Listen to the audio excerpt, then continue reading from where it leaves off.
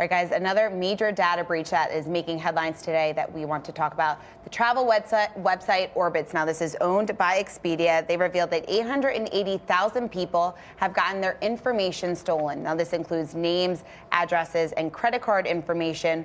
This was stolen between October and December of last year of 2017.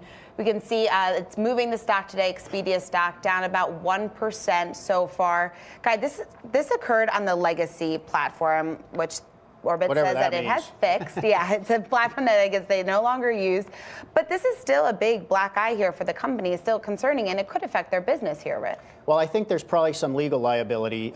So the thing that I noticed was they did get credit card information along with addresses, which means there possibly were some fraudulent credit card transactions that popped up on people's accounts. Now, in most cases, we're talking about why don't Americans care more about privacy? One of the reasons is they generally don't bear the cost, or individuals don't really bear the cost of these breaches. For the most part, there are exceptions, but if your credit card of mine gets defrauded in this way, it's on the credit card issuer, or it's on the bank, or it gets resolved at that level, not hitting your pocketbook or mine.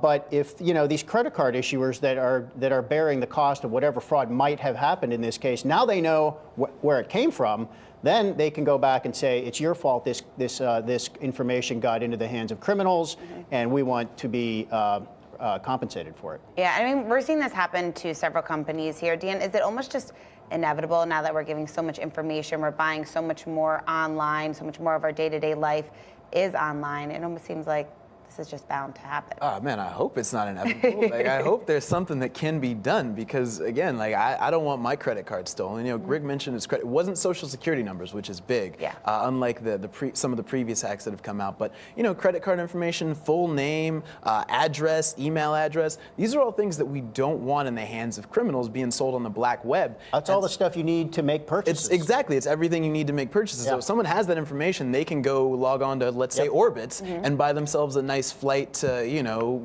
wherever they want, right? Thailand, Australia, and there's nothing stopping them if they've got this information. So I certainly hope this isn't the cost of doing business. The thing that really stuck out to me about this, though, was they announced that they had found out this information on March 1st, and they announced it on March 20th. I'm wondering what took y'all 19 days to let us know about the hack. What were y'all doing?